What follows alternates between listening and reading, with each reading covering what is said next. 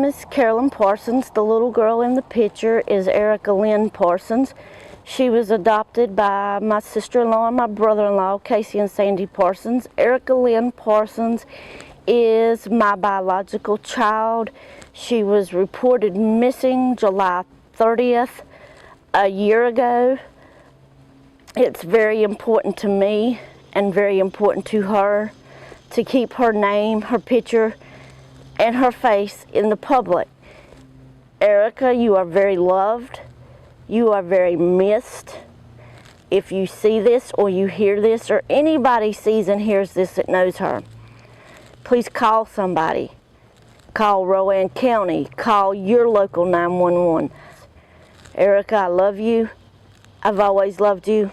Please come home, or at least come out and say, hey, I'm okay, I'm happy where I am. I hope and I pray every day that she's out there somewhere. Sandy made a statement in the Dr. Phil show that she was just a scared teen to come home.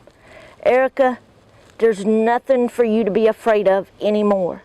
In Rowan County, North Carolina, there was a house on Miller Chapel Road that, for years, appeared completely ordinary. Children lived there. Bills were paid. Life went on. And yet, somewhere inside that home, a child slowly disappeared without anyone asking where she went. Her name was Erica Parsons. For nearly 2 years, no one reported her missing. No alarms were raised. No searches were launched. She simply stopped being seen. It wasn't until a young man named Jamie Parsons walked into the local police department, accompanied by his uncle, that anyone formally asked the question that should have been asked long before. Where is Erica? Jamie told officers that his younger sister had not been seen since November.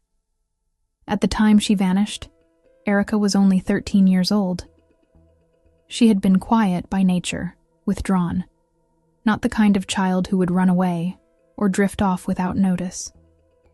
Yet months had passed, then more months. And still, no missing person report had ever been filed.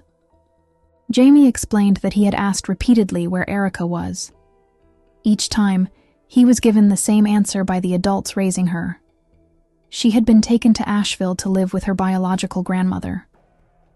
According to that story, the grandmother's name was Irene Goodman, known to the family as Nan. At first glance, the explanation sounded strange, but not impossible. But as Jamie continued speaking, the story began to collapse. He told investigators that Erica had been subjected to years of physical and psychological abuse inside that house. He said the mistreatment did not stop even after she disappeared.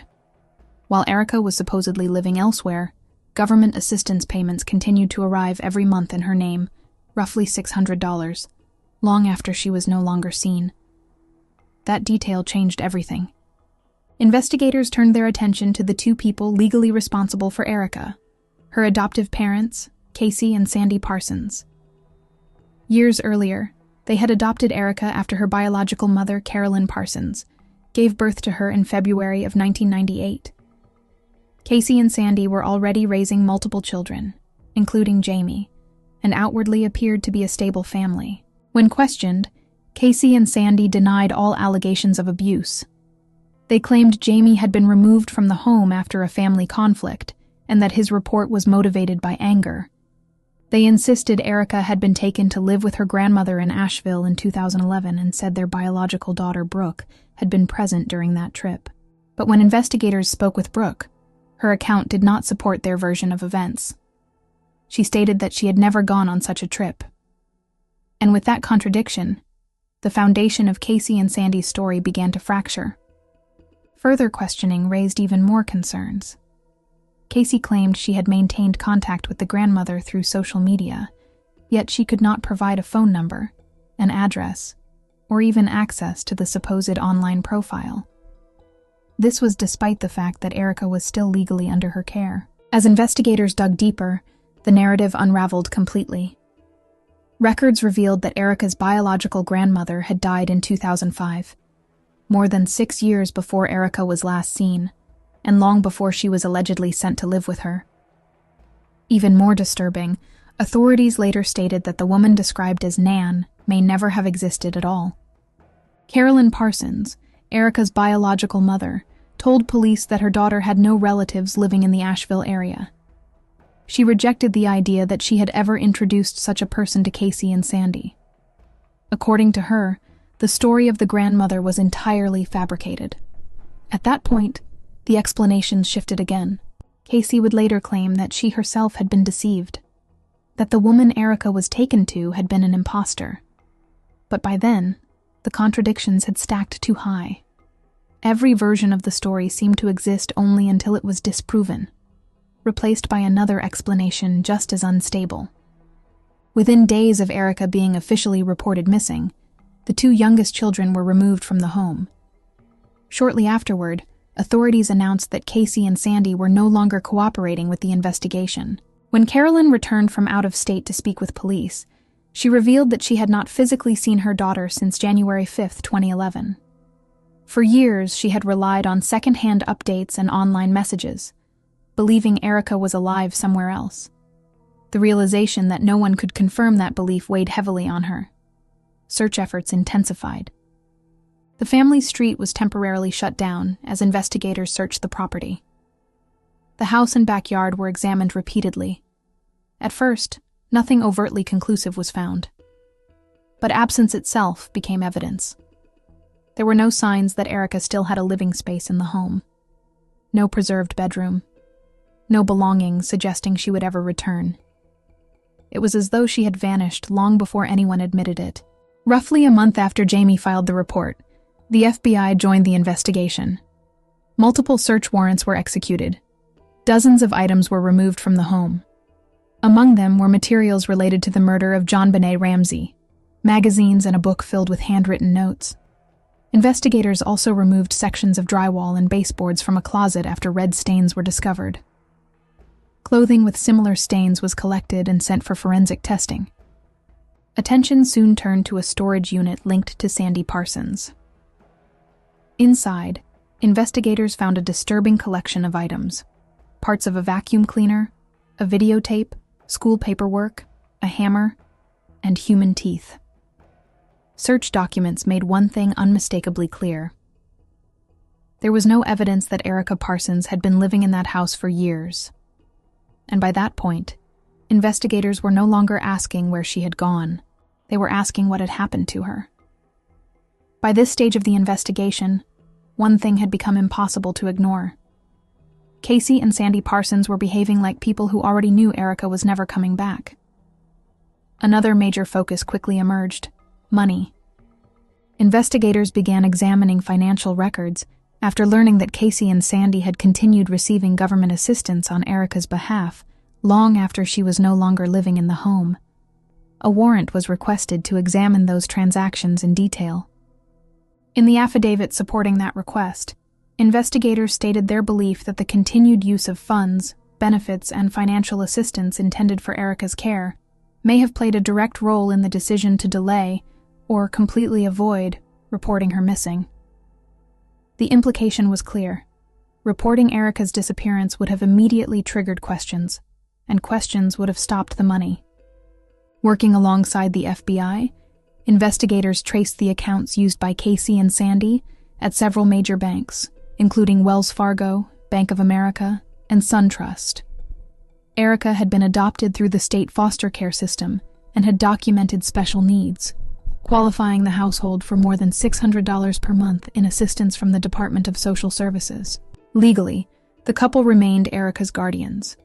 Their attorney argued that this status entitled them to continue receiving the payments. But investigators returned to the same unanswered question. If Erica was truly under their care, why had no missing person report ever been filed? The answer offered by Casey and Sandy remained unchanged. They insisted Erica was not missing at all, that she had been voluntarily left with her biological grandmother. Yet that explanation continued to unravel under scrutiny. As investigators monitored public statements made by the couple, another troubling pattern emerged. Casey and Sandy consistently referred to Erica in the past tense. In contrast, Erica's biological mother, Carolyn Parsons, always spoke about her daughter as someone who still existed, someone who could still be found. At times, Sandy claimed that relatives had reported sightings of Erica at public locations, such as highway rest areas. Yet no police reports followed these alleged sightings. No calls were made. No evidence was produced. Meanwhile, the two youngest children in the household had been removed immediately after Erica was officially reported missing. Casey and Sandy focused their energy on regaining custody of those children, preparing to meet with representatives from the Department of Social Services and eventually appear before a judge. Their attention appeared centered on restoring their household, not on locating the child who had vanished from it. As investigators expanded their inquiry, they discovered that concerns about the family had existed long before Erica disappeared. Relatives had contacted the Department of Social Services multiple times over the years, raising alarms about conditions inside the home. Those complaints resulted in previous investigations, but none led to lasting intervention. Records indicated that Erica did not appear fearful during those assessments, and no violations were formally documented. Still, the volume of reports raised questions about how much had been missed. When confronted with statements made by other family members, Casey denied everything. She claimed that relatives had fabricated allegations and accused her own mother of coaching children to lie. Her attorney echoed that position publicly, dismissing the accusations as unsubstantiated and insisting the family was fully cooperating. Investigators also examined Erica's educational records. Casey had been homeschooling the children, and documentation had been submitted to state authorities as required. However, officials could not verify whether any of the records specifically corresponded to Erica herself. As the questioning continued, Casey's explanation shifted again. She now claimed that contact regarding Erica had occurred through a woman she connected with online, a woman who later vanished. According to Casey, the account was deleted, the phone number disconnected, and the person became unreachable. She later admitted she had never personally visited the woman's home and had only seen photographs. At different points, Casey suggested that Erica had chosen not to return, that she had decided to stay elsewhere, that she no longer wanted contact with her family. In another attempt to explain Erica's absence, Casey even identified a teenage girl online who shared Erica's name and contacted social services, claiming this was their daughter living in another city. That claim was quickly disproven. Every explanation followed the same pattern. It surfaced briefly, collapsed under scrutiny, and was replaced by another version that raised even more questions. Investigators searched databases for any activity tied to Erica's social security number: school enrollment, medical records, employment, driver's licenses, benefits, or official identification. There was nothing. No trace of Erica existing anywhere beyond the walls of that house. According to Casey, Erica had last met with her biological mother at a fast food restaurant in 2011. Carolyn confirmed the meeting took place, but stated that afterward, she was told Erica no longer wished to see her. That explanation would become the final point of contact anyone could confirm. By now, the picture was painfully clear. Erica Parsons had not vanished suddenly. She had been erased. By late summer of 2013, the disappearance of Erica Parsons had become impossible to ignore. What initially appeared to be a confusing family dispute had turned into a case that deeply unsettled the entire Rowan County community. On August 23rd, neighbors gathered outside the Parsons home for a candlelight vigil. The street was quiet, heavy with uncertainty. People stood together, holding candles, hoping for any sign that the missing girl was still alive. Billboards bearing Erica's face appeared across the region, keeping her name visible, refusing to let her disappear silently. Despite the growing public pressure, Casey Parsons and Sandy Parsons continued to insist that Erica was not missing. Their explanations shifted repeatedly, yet none could be verified. Investigators noticed a troubling pattern. When the couple spoke about Erica, they consistently referred to her in the past tense. Her biological mother, Carolyn Parsons, never did. The following day, Casey and Sandy abruptly packed their belongings and left the neighborhood. They later claimed they were fleeing relentless media attention, but to investigators, the timing raised serious concerns. Shortly after, Sandy's stepfather told reporters he had not seen Erica since around 2008 or 2009, years earlier than the couple had claimed. Law enforcement remained firm in one conclusion: children do not simply vanish without explanation. As the investigation continued, the situation inside the Parsons household came under closer scrutiny. On January 16, 2014, a judge ruled that the two youngest children previously removed from the home would not be returned.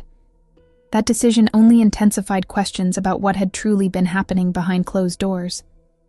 2 weeks later, federal authorities escalated their involvement. Armed agents executed warrants and arrested Casey and Sandy Parsons, charging them with 76 criminal counts, including theft of government funds, fraud, identity theft, and conspiracy.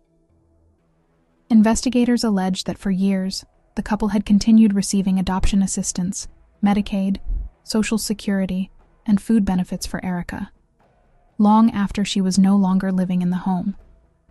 Financial records showed sustained use of government aid intended for a dependent child who, in reality, had vanished from daily life. Prosecutors argued that the continued flow of money played a key role in why Erica's disappearance was never reported. During court proceedings, testimony from family members painted a devastating picture. Erica's brother, Jamie Parsons, described years of extreme neglect and abuse. According to his testimony, Erica was isolated from the rest of the family, denied basic necessities, and subjected to severe physical punishment. She was not allowed to sleep in a bed, was deprived of food, and was frequently confined to closets for extended periods. Other siblings confirmed that Erica was treated differently from the rest of the children. She was excluded from family activities, punished for minor behavior, and physically harmed as a form of discipline. One child testified that Erica was secretly given food whenever possible, knowing she was being starved. Relatives told the court that Erica's physical condition deteriorated rapidly in the weeks before she vanished. Witnesses described her as weak, pale, and covered in untreated wounds. According to testimony, she complained of pain and difficulty breathing shortly before she was last seen. Jamie testified that one morning, his parents left the house and returned hours later. When he asked where Erica was, he was told she had gone to live with her grandmother, the same explanation repeated for years. Prosecutors stated that evidence suggested Erica was already deceased at that point, and that an agreement had been made not to report her death. Despite exhaustive searches and multiple investigations, no trace of Erica Parsons has ever been found. To this day, her case remains one of the most disturbing examples of prolonged abuse hidden behind silence, shifting stories, and systemic failure. Investigators believe Erica's guardians knew she was never coming back, and acted accordingly. During the trial, Sandy Parsons' defense attempted to reframe the narrative. His attorney argued that poor parenting, even deeply flawed parenting, did not automatically constitute a criminal offense. The defense emphasized that much of the prosecution's case relied on testimony from Erica's brother, Jamie Parsons, whose credibility they openly questioned. According to court records, Jamie had told his maternal grandmother, Shirley, in February 2013, that he had not seen Erica for some time. Yet several months passed before he formally reported her missing. Sandy's brother, Scott, later told investigators that Jamie was prone to exaggeration and dishonesty, casting further doubt on his statements. Other family members provided testimony that complicated the picture rather than clarified it. Shirley Parsons, Casey's mother, said the last time she saw Erica was around the end of 2011. She recalled noticing bruises on the child's body and a black eye when Erica was about 6 years old.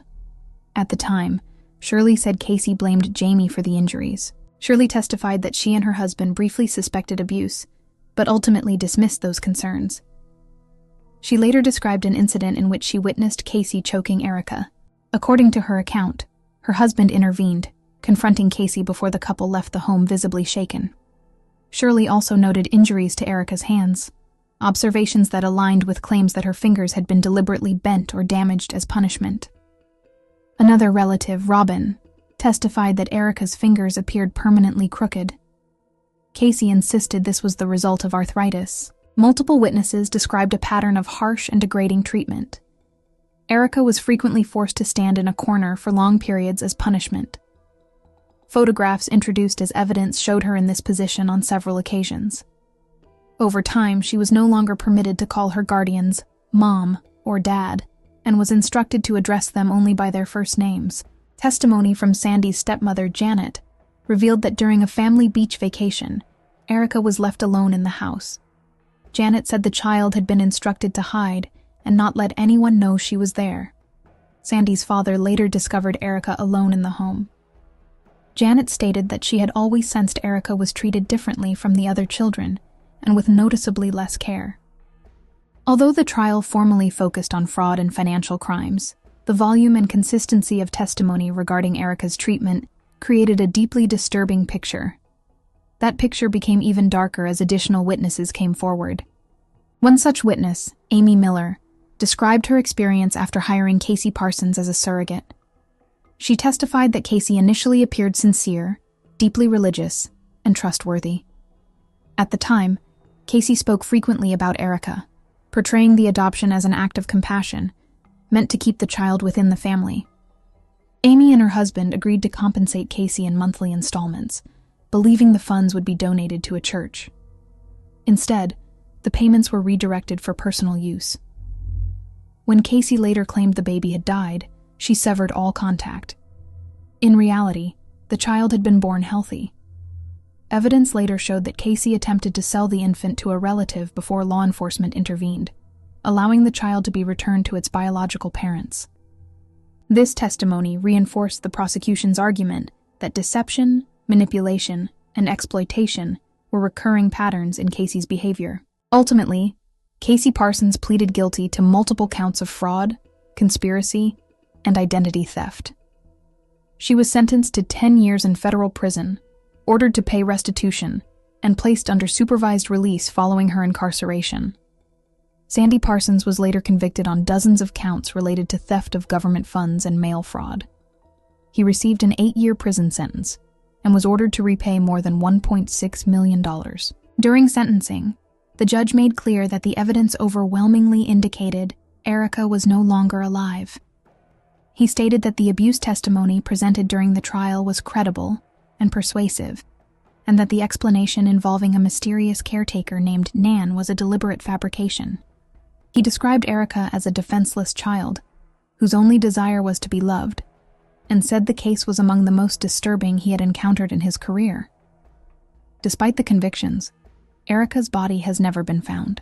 In the years that followed, appeals filed by both Casey and Sandy Parsons were denied. Independent search efforts continued, driven by community members unwilling to let Erica be forgotten.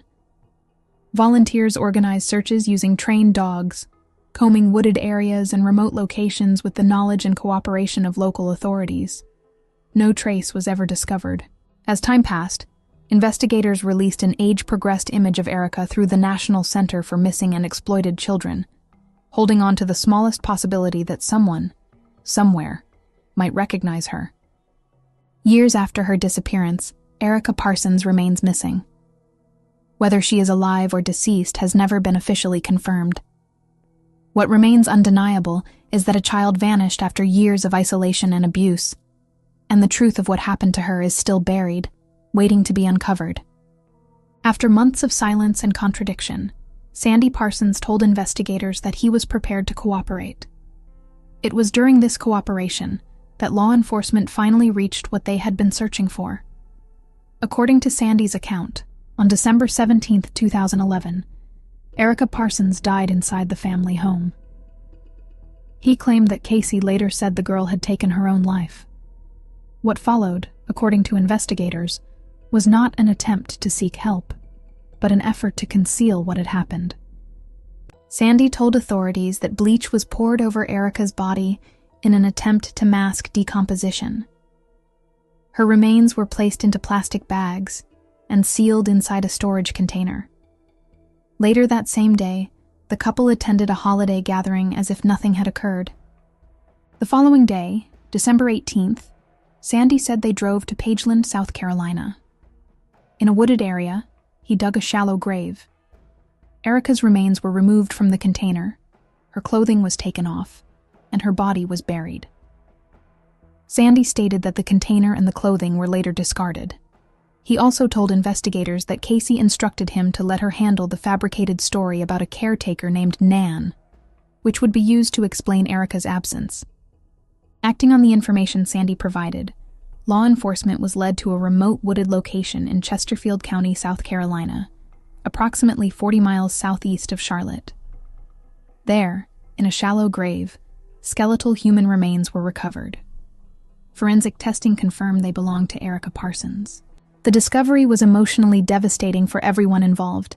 Even seasoned investigators were visibly shaken by the recovery. Family members later visited the burial site, many unable to contain their grief.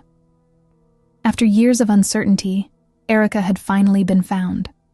Shortly after the recovery, Casey Parsons contacted investigators herself. She provided her own version of events, claiming that Erica had previously expressed thoughts about wanting to die, and that she later found her unresponsive on the living room floor. Over time, Casey's account changed repeatedly, creating inconsistencies that further undermined her credibility. Financial records revealed that bleach had been purchased at a Walmart days earlier, aligning with Sandy's statements. Casey also admitted to acts of physical abuse, including bending Erica's fingers backward and striking her with a belt that had a metal buckle. Years later, she acknowledged that some of Erica's fingers may have been broken. She admitted she avoided seeking medical help out of fear that authorities would intervene and uncover what was happening inside the home. An autopsy was conducted once Erica's remains were identified. The results painted a harrowing picture. The medical examiner concluded that Erica died as a result of intentional violence, though the exact mechanism of death could not be definitively determined due to the condition of the remains. Multiple fractures were identified, many in various stages of healing. These included injuries to her upper arm, clavicle, finger, jaw, nose, shin bone, and 7 ribs, some of which had been broken more than once. Evidence of spinal trauma was present. The examination also revealed severe malnutrition, dehydration, emaciation, delayed growth, low bone density, missing and damaged teeth, and signs consistent with prolonged neglect and abuse. Officials could not rule out causes such as blunt force trauma, asphyxiation, strangulation, infection, or poisoning. What the findings made unmistakably clear was that Erica's death was not the result of neglect alone. It was the culmination of prolonged suffering and repeated violence inflicted over time. Following the release of the autopsy results, authorities moved forward with criminal charges. Sandy and Casey Parsons were indicted on multiple counts, including first-degree murder, felony child abuse, infliction of serious bodily injury, concealment of death, and obstruction of justice. The indictment alleged that the couple knowingly and intentionally destroyed and concealed Erica's remains after her death. For Erica's biological mother, the recovery of her daughter's remains brought a form of closure, but not relief. While Erica had finally been brought home, the responsibility for what had happened remained clear. Years of abuse, deception, and silence had ended in the death of a child who never received the protection she needed. The emotional weight of the case followed everyone who worked on it. For years, investigators carried the knowledge that a child had vanished without explanation, and that failure to uncover the truth would mean she might never be brought home. Those involved in the investigation later acknowledged that the pressure was immense. Many of them had spent decades in law enforcement, yet few cases had affected them so deeply. There were periods when they still hoped Erica would be found alive, and moments when they hoped, at the very least, to recover her remains. What mattered most was ending the uncertainty and ensuring accountability. When charges were finally filed, it marked the end of a long and painful investigative process and the beginning of the judicial one. Authorities moved forward carefully, determined that every detail had been addressed and no mistake would jeopardize the case. The timing carried its own weight. The indictments were announced just one day before what would have been Erica's 20th birthday. As the case entered the court system, it became clear that Sandy and Casey Parsons would be tried separately. Both faced multiple serious charges connected to Erica's death. She had last been seen in 2011, yet was not reported missing until years later. Her remains were ultimately recovered in South Carolina after Sandy led investigators to the burial site. While the legal process unfolded, Erica's biological family continued to honor her life. On milestones that should have been celebrations, birthdays that would never come, they gathered at her grave to remember her. For them, these dates were not about the defendants, but about Erica herself. They described her as a presence that remained with them, not confined to one place, but carried in memory wherever they went. Over time, the family's focus shifted from anger to resolve. They no longer sought a death sentence. Instead, they wanted certainty that those responsible would never be able to harm another child. Justice to them meant accountability without escape. That accountability came when Casey Parsons entered a guilty plea.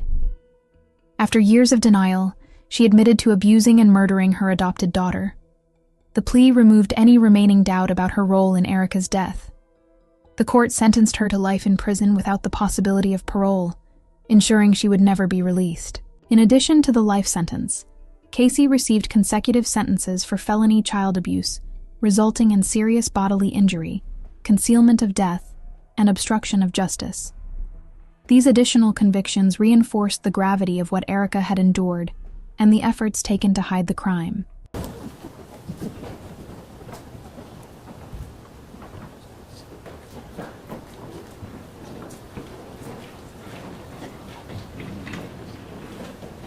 And Mr. Campbell, how does your client plead to first-degree murder, felony child abuse inflicting serious bodily injury, felony concealment of death, and felony obstruction of justice? He pleads guilty pursuant to the plea transcript.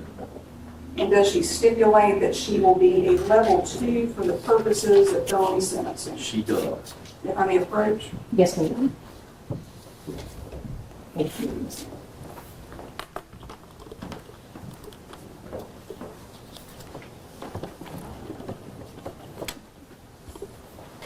Please state your name and your birthday. It's Casey Stone Parsons, 1375. Ma'am, are you able to hear and understand me? Yes, ma'am. Do you understand that you have the right to remain silent and any statement you make may be used against you? Yes, At what grade level can you read and write? 12. Are you now using or consuming alcohol, drugs, narcotics, medicines, pills, or any other substances? Yes, I understand that's prescription medication. yes, ma'am.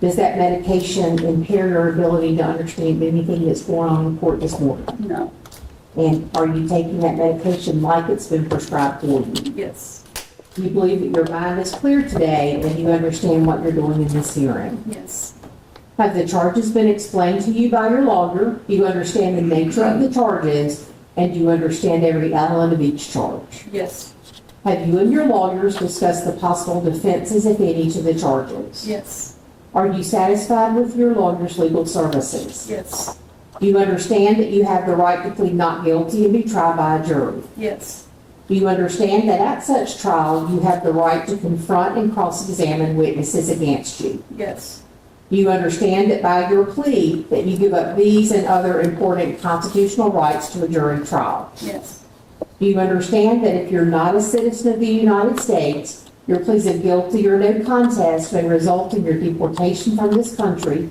your exclusion for admission to this country, or the denial of your naturalization under federal law? yes, Do you understand that following the plea of guilty or no contest, there are limitations on your right to appeal? yes, Do you understand that your plea of guilty may impact how long any biological evidence related to your case, for example, blood, hair, or skin tissue, will be preserved? yes, Do you understand that you are pleading guilty to one count of first-degree murder, a Class A felony that carries a maximum punishment of death, one count of child abuse inflicting serious bodily injury, a Class C felony that carries a maximum punishment of 231 months, and one count of felony concealment of death, a Class D felony that carries a maximum punishment of 204 months, and one count of felony obstruction of justice, a Class H felony that carries a maximum punishment of 39 months,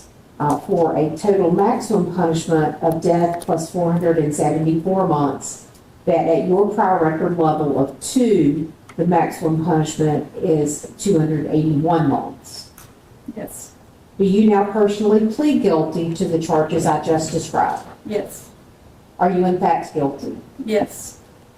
Have you admitted the existence of the following aggravating factors that pursuant to General Statute 15A-1340.16D1, that you induced others to participate in the commission of the offense or occupied a position of leadership or dominance of other participants? And North Carolina General Statute 15A-1340.16D15, that you took an advantage of a position of trust or confidence to commit the offense. Yes. Have you agreed there's evidence to support these factors beyond a reasonable doubt? Yes. Have you agreed that the court may accept your admission to these factors? Yes. And do you understand that you are waiving any notice requirement that the state may have with regard to these aggravating factors? Yes. You understand that at a jury trial, you have the right to have a jury determine the existence of any aggravating factors and any additional sentencing points not related to prior convictions that may apply to your case beyond a reasonable doubt, and that by your plea, you give up this constitutional right to a jury determination. Yes. Do you understand that you also have the right during a sentencing hearing to prove to the court the existence of any mitigating factors that may apply to your case? Yes. Do you understand that the courts have approved the practice of plea arrangements, and you can discuss your plea arrangement with me without hearing my disapproval? Yes. Have you agreed to plead guilty as part of the plea arrangement? Yes. The prosecutor, your lawyer, and you have informed the court that these are all the terms and conditions of your plea, that you are entering a plea to first-degree murder at 18 CRS 388, felony child abuse inflicting serious bodily injury at 18 CRS 389, felony concealment of death in 18 CRS 390, and felony obstruction of justice in 18 CRS 391. That you shall receive life imprisonment without the possibility of parole for the offense of first-degree murder.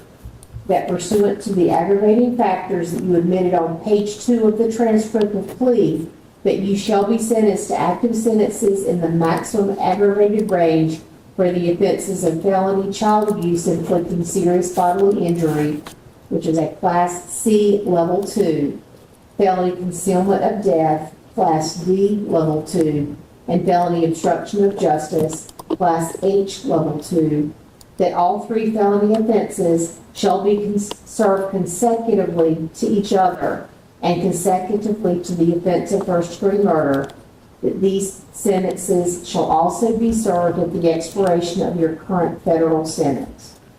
Is the plea arrangement as set forth within this transcript, and as I've just described it to you, correct as being your full plea arrangement? Yes. Do you now personally accept this arrangement? Yes. Other than the plea arrangement between you and the prosecutor, has anyone promised you anything or threatened you in any way to cause you to enter this plea against your wishes? No.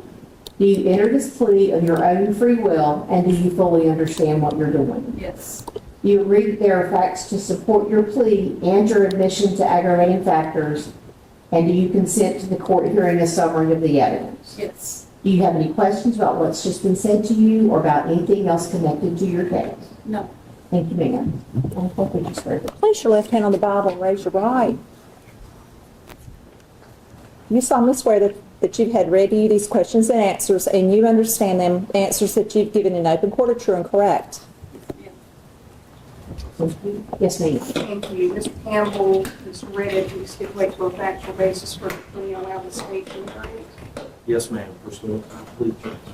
Thank you. One point of quick clarification on it was the maximum the defendant is exposed to by law would be death, plus the level 2 maximum is on the transcript. Just want to clarify that for the record. Yes, ma'am. This investigation began on July 30th of 2013 when Jamie Parsons, who was approximately 20 years of age at the time, and his uncle Scott Parsons met with deputies at the Rowan County Sheriff's Office in reference to Jamie's sister, Erica Lynn Parsons. Jamie stated that he was living at his parents' house Casey, the defendant here today, and Sandy, his father. As the court is aware, Sandy Parsons' case is pending as a co-defendant in this matter. They were living with them at a residence located at 218 Miller Chapel Road in Salisbury, Rowan County, until about 2 months ago when Jamie stated he moved in with his uncle, Scott Parsons. Jamie stated to law enforcement that in December of 2011, his adopted sister, Erica, who was approximately 13 years of age at the time, disappeared from his parents' residence. He stated at the time when he woke up one morning around 8 a.m., his mom, Casey, and his father, Sandy, were not there. As he started to look for them, they were driving up the driveway. His mother, Casey, told him they had been to Asheville. Jamie asked where Erica was at, and Casey told him they had taken Erica to stay with her biological grandmother in Asheville. Jamie stated that his father's face was pale white. Jamie stated that Erica never returned to the home. His uncle, Scott, who is Sandy Parsons' brother, stated that Sandy would give different stories when asked what happened to Erica. Scott recalled on one occasion that his brother Sandy told him he didn't want to talk about it. Jamie stated that both he and Erica had been abused in the home, more so Erica than him. He stated that on more than one occasion, his mother Casey would place Erica's hand on a hot stove as punishment. She would have the other children in the home hit Erica. Jamie stated Erica had scars on her back from the abuse and compared Erica's back to that of Jesus' back. Jamie stated in 2007 or 2008 that he had accidentally broken Erica's arm. Jamie stated he did not report the abuse because he was scared of his mother Casey and didn't know what his parents would do to him. He stated 3 of his siblings are currently living in the home, Brooke, 17 at the time, Sadie, 9 years old at the time, and Toby, 6 years old at the time, and that they are not in school. Jamie stated that his mom, Casey, took the kids out of school to homeschool them. However, she would take the test for the kids. Jamie stated that his parents continued to receive the adoption assistance funds for Erica, even though she has not been at the residence since December of 2011. On July 30th of 2013, deputies in Rowan County DSS went to Casey and Sandy's residence on Miller Chapel Road to inquire about the status of Erica. Sandy was at home and stated that Erica was living somewhere in Asheboro, but he didn't know the address or who she was staying with. He stated that Erica never returns any of his calls, but he could not remember the number that he called Erica at. Sandy stated that they still received the adoption assistance funds, but mailed the money to Erica's caregiver. However, he could not provide an address, and that deputies and DSS would need to speak to his wife, Casey. On this same date, deputies in Rowan County DSS returned to the home to see if Casey was back. Sandy stated he still did not have any information for them. His wife, Casey, then came home and stated that she knows where Erica is and that Erica is safe. Casey stated that Erica is living with her biological grandmother, Irene Goodman, in Asheville. Casey stated they were still receiving the adoption assistance checks along with food stamps for Erica. Casey stated the last contact she had with Erica was in April of 2013 on Facebook. DSS asked her to locate Erica on Facebook, but she was unable to do so. Then, Casey located a girl on Facebook with the same name as Erica and stated to DSS that that was in fact Erica. However, this girl lived in Gastonia. Both Casey and Sandy stated that someone was setting them up as revenge. On July 31st of 2013, deputies spoke to Scott Parsons, who stated that Casey had called his phone several times, leaving voice messages cursing her son Jamie, and she stated that Jamie needs to keep his effing mouth shut. Officers located Erica's biological mother, Carolyn Parsons, who stated that Erica could not be living with Irene Goodman because Irene Goodman had been dead for several years. The sheriff's office entered Erica as a missing person, and this is when Casey and Sandy Parsons began to become uncooperative with law enforcement. A few days later, DSS took custody, person investigation involving Erica canvassed neighborhoods, including the residences where Casey and Sandy had previously lived. All located a substance consistent with blood. The FBI obtained several pieces of evidence. A lab report confirmed that pieces of carpet from the closet floor were collected. One of the swab samples confirmed the presence of DNA from 3 or more people, with Erica as the major contributor. One of the swab samples confirmed the presence of DNA from 3 or more people and that Erica could not be excluded as a potential contributor to the mixture. One swab sample was not suitable for matching the closet baseboard and drywall confirmed that Erica was the source of DNA. Jamie Parsons, key 20th through 21st of 2013, the Dr. Phil show aired. During this 2-day episode, the sheriff's office received approximately 350 phone calls, ranging from psychics to mediums to other folks who claimed to have seen Erica or knew what happened to her. By the end of August of 2013, Casey and she had burn marks in different places and her hands were all tore up. Won't find her. Casey is smarter than the FBI.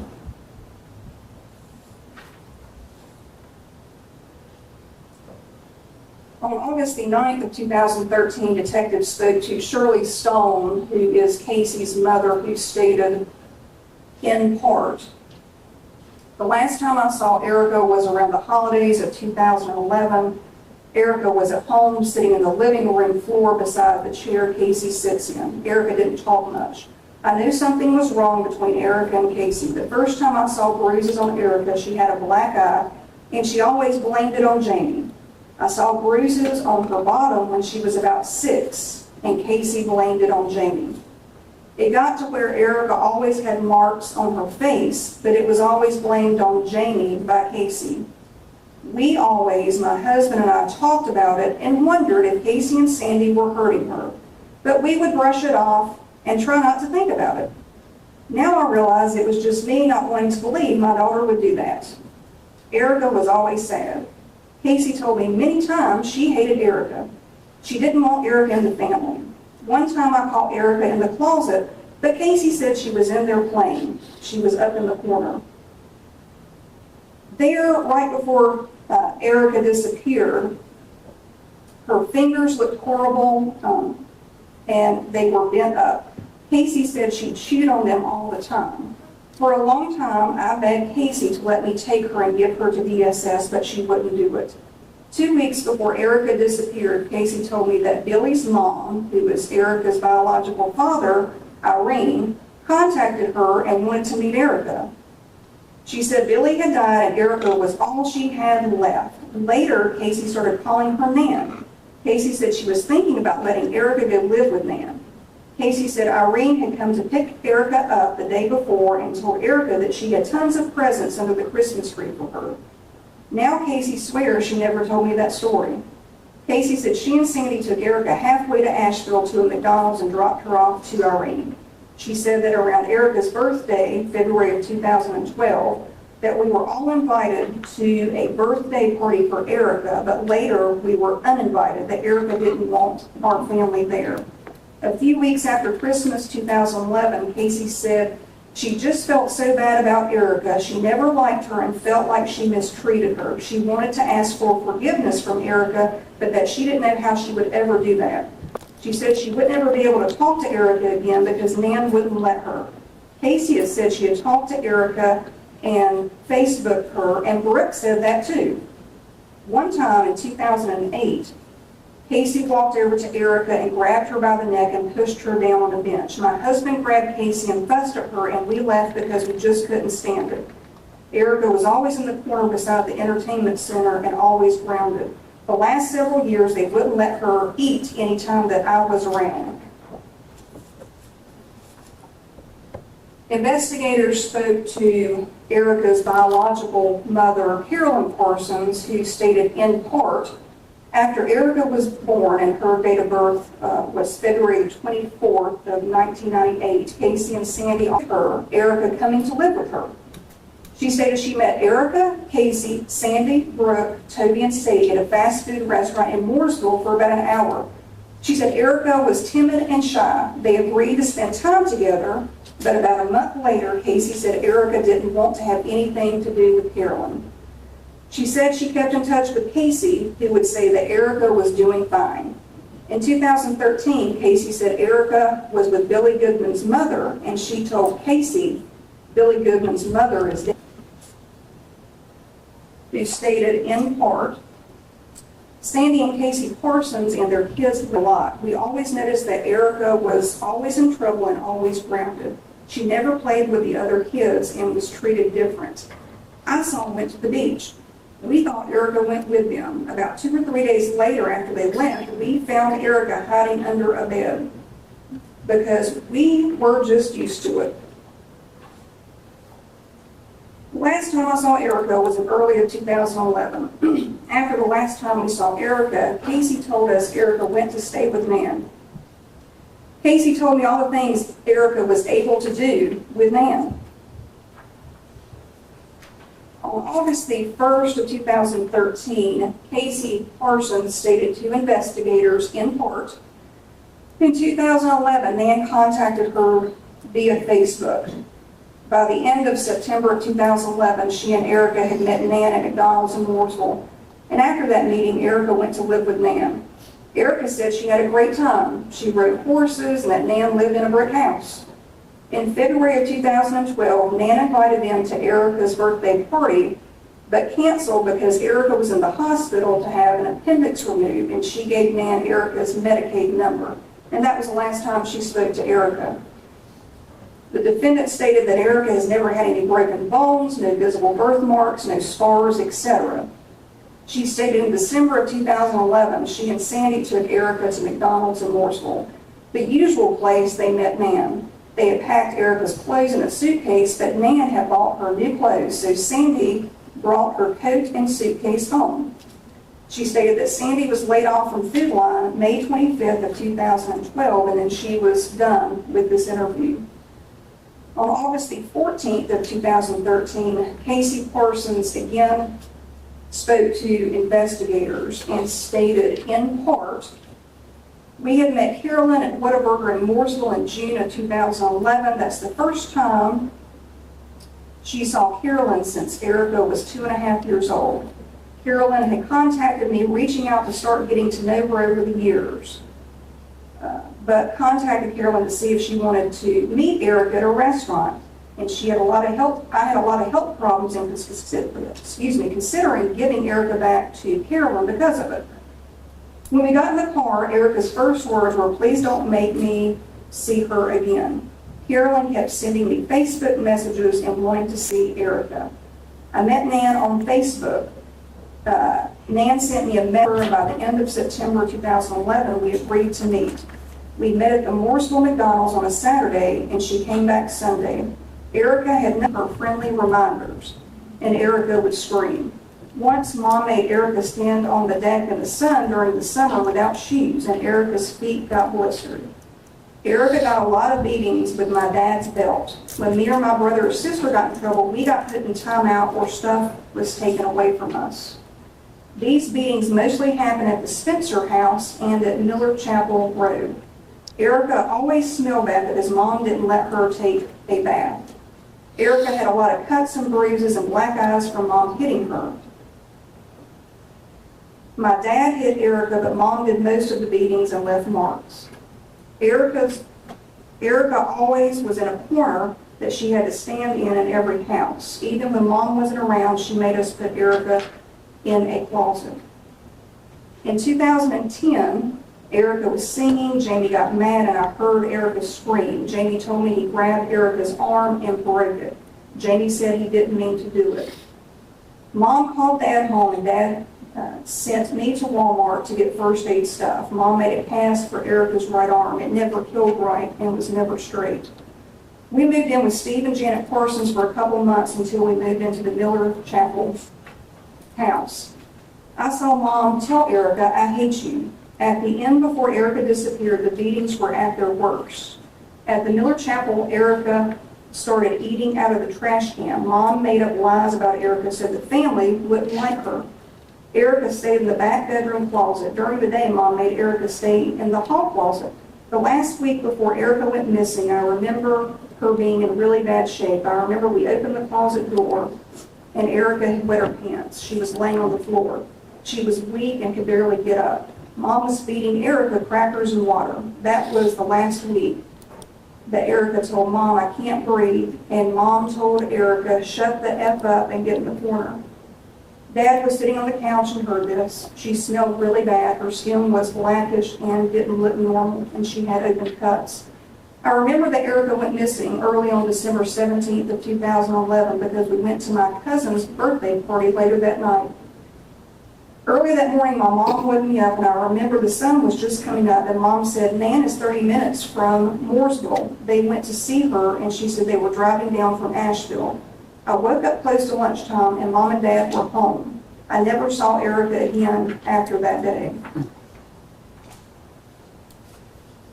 In October of 2016, Rick Parsons provided some additional information to Lieutenant Moose, which included that Erica stayed in the closet or stood in the corner most of the time, specifically in the days before she went missing. A day or two before Erica went missing, Erica said her chest hurt to her mom and that Erica was not in very good shape physically. On August the 8th of 2016, Rick Parsons informed Lieutenant Moose that she had visited her father, Sandy Parsons, in federal prison. Brooke stated to Lieutenant Moose that her father told her he would help find Erica and speak with law enforcement. On this same date, Lieutenant Moose contacted Sandy via email who agreed to speak with him and the FBI. On August the 11th of 2016, Lieutenant Moose and FBI agents met Sandy Parsons at Butner Federal Prison. Sandy Parsons stated, in part, Casey would hit Erica with a belt buckle. When we lived in the Spencer house, Jamie broke Erica's arm. Casey made me go to Walmart and get medical supplies. Casey set the bone and made a cast to go on Erica's arm. Casey didn't like Erica because of Carolyn. The last time I saw Erica alive was on December the 16th of 2011. I knew something wasn't right. On December 17th of 2011, Erica was in the closet at the end of the hall.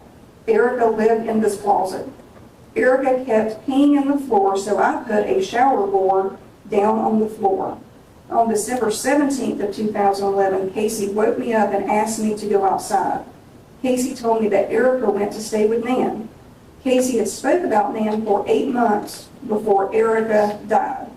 Casey used my belt buckle to beat Erica. I saw Erica bleed after these beatings, and I would stop using the belt after that.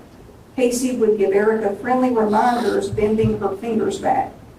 Casey said she wanted to go for a ride, and we rode around, and Casey told me that Erica had died.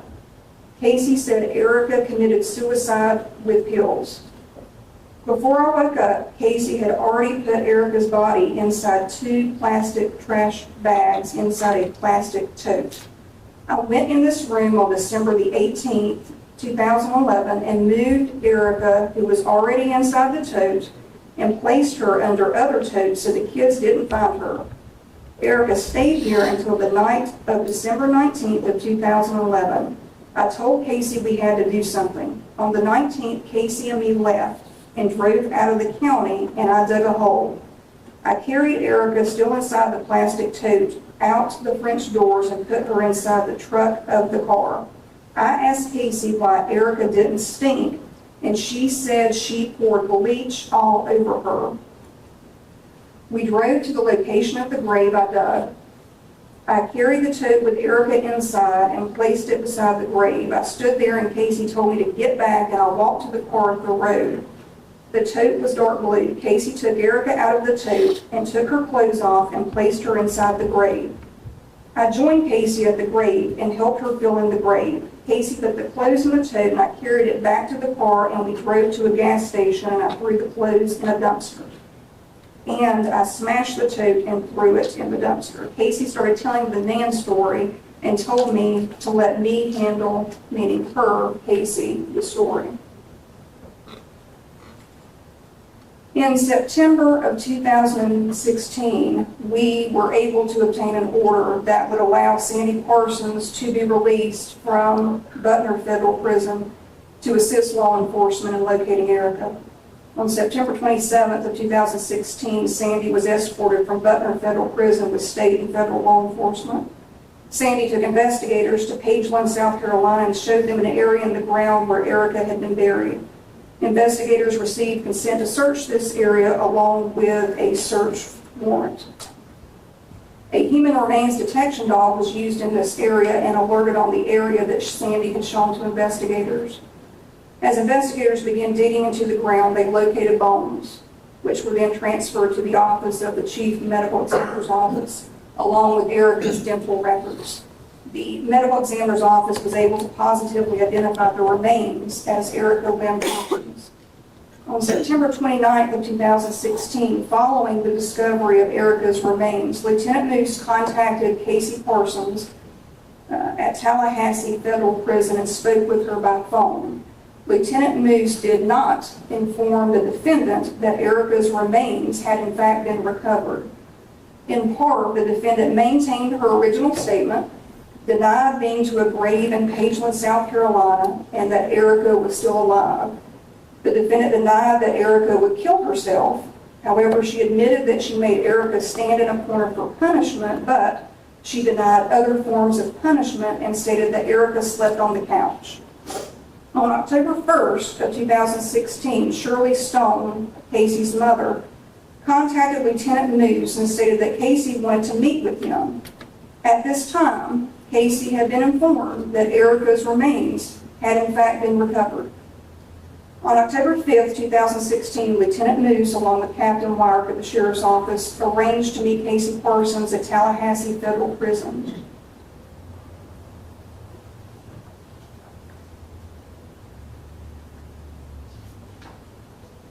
Casey stated in part, "I want to provide Lieutenant Moose's statement. On December the 16th of 2000, on the floor, Sandy came down the hall and told Erica to get up. Sandy kicked her in the left side, in Erica's left side. After Sandy went to bed, I gave Erica some ibuprofen, 2 or 3 pills, and we sat on the couch watching TV. At about midnight, I went to bed and Erica was asleep on the couch. Before Sandy went to sleep, Erica said, 'Can I go get a rope? I just want to die.' Sandy yelled out, 'Shut up, or I'll go get her one.' I went to be with Sandy, and we were in the same bed. The next morning at about 6 a.m. or 6:30, I only had one shovel. I carried the bin with the clothes inside back to the car and we left. We drove back to a car wash in Concord and threw the bin in the dumpster.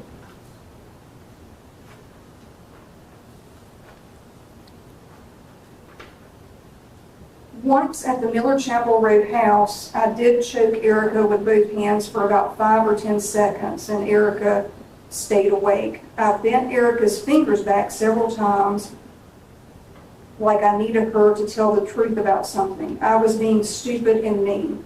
Erica stayed in the closet a lot in the Miller Chapel Road house and always wanted to run away because of Jamie.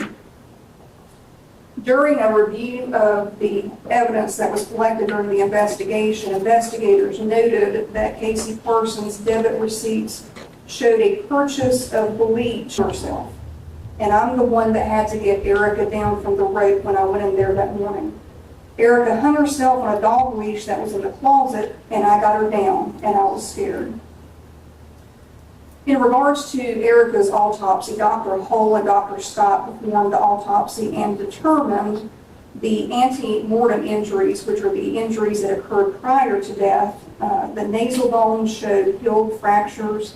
An incisor tooth is fractured. The torso shows fractures with and multiple areas of extensive new bone growth.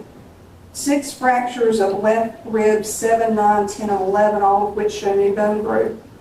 3 fractures of the right ribs, 9, 10, 11, and the 10th of death, and post-mortem injuries, which are injuries that would have occurred after her death. The spine areas of C7, T1, L4, and L5 have unhealed. Whether or not to move forward with this disposition, we thoroughly considered several factors. including that this defendant would spend the rest of her natural life in prison. As you know, she's pleading guilty as charged, being sentenced to every day in prison that she legally can be, which would be life without the possibility of parole, plus additional consecutive sentences, totaling approximately 23 or 23 and a half years, depending on what your Honor's finding is on the one offense. These sentences will be served at the expiration of her current federal sentence. This disposition alleviates a potential appeal process, which I know your Honor is aware of, can carry on in some cases for decades, which no one directly involved in this case wants. This disposition is supported by Carolyn Parsons, Sheriff Kevin Alton, Captain Tim Wyrick, and Lieutenant Chad Moose of the Rowan County Sheriff's Office, along with others who have been directly involved in this investigation. The disposition today is a direct result of collaboration that occurred and continues to occur among agencies at the local, state, and federal level. All agencies begin this investigation with a common goal: to find Eric and to find the truth. This has been a difficult investigation in that law enforcement was not notified until a year and a half after the crimes were committed. As your Honor is aware, this delay typically diminishes law enforcement's ability to obtain evidence. And quite candidly, and I'm sure the sheriff would explicitly charge someone, which would have been irresponsible. The Rowan County Sheriff's Office, Captain Wyrick, the Criminal Investigation Division, and specifically Lieutenant Moose. Your Honor, I had a statement that I wanted to muddle through this morning, but Ms. Cook pretty much said everything that I would say about this case, and I agree with her. However, I do want to emphasize collaboration and strategy in this case. It never was about the Rowan County Sheriff's Office, the District Attorney, the U.S. Attorney, the FBI, the SPI, no individual except Erica. This whole case was about Erica and the best amount of justice we could find for Erica and get this case to a resolution. So by everybody working together and developing a strategy that has played out and continues to play out, we've gotten to this point that, quite frankly, we never thought we would get here. So I publicly state that we support this plea decision today. We think it is the best resolution possible in this case. There's a lot more that I would like to say, but we have a co-defendant in this case. It's appropriate at time, the public and the media and everybody. There's a lot more we can say, but to keep justice moving down the track, we need to keep that close to our heart right now. Thank you.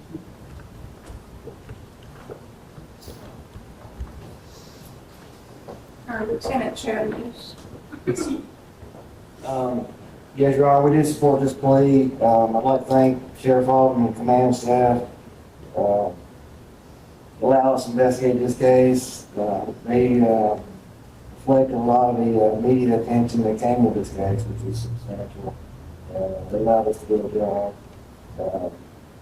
I'd like to thank the District Attorney's Office and Randy Cook in particular. We had countless conversations about this case.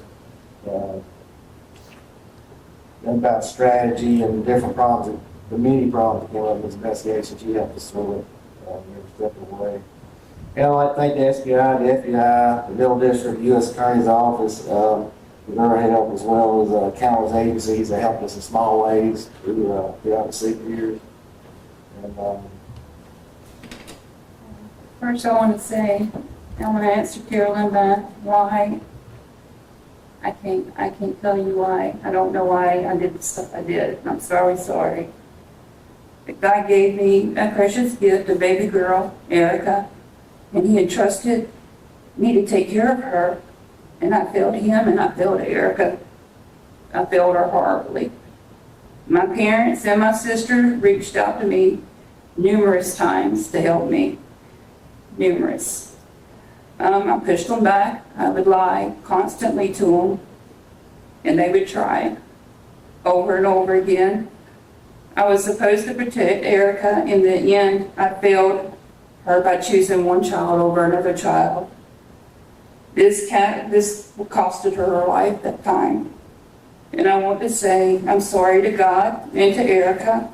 And I want to say I'm sorry to my parents and to my kids, little Sandy, Brooke, Toby and Sadie, and my sisters, Robin and Tammy.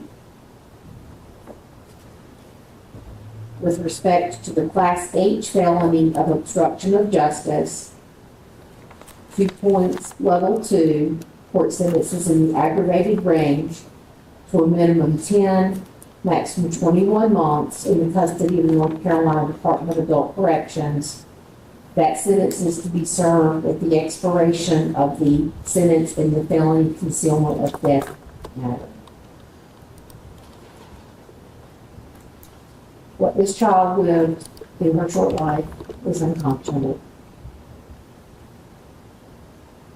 And this sentence will ensure that this defendant will never be around any children. And it does give me great comfort to know that Erica is in a place where she will not experience any pain or sadness.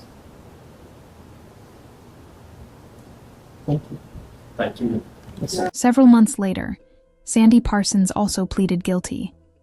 He admitted responsibility for his role in the abuse, concealment, and death of Erica Parsons.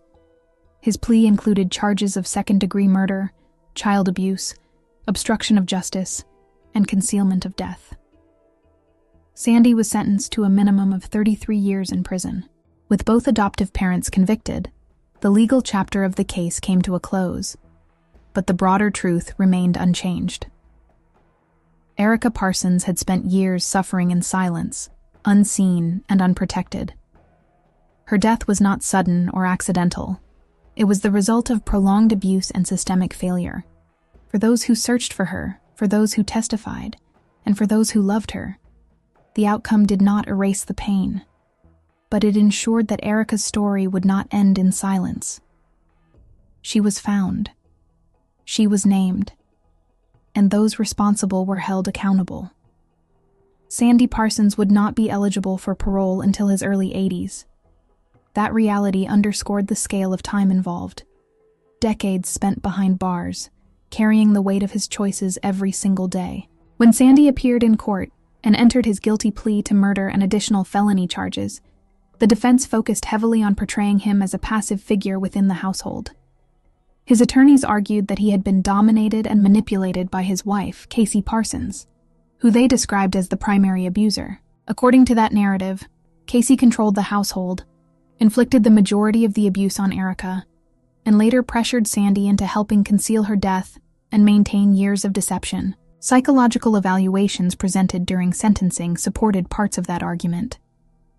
A forensic psychologist testified that Sandy displayed passivity, difficulty asserting himself, and a tendency to defer to Casey, who was described as the dominant force in their relationship.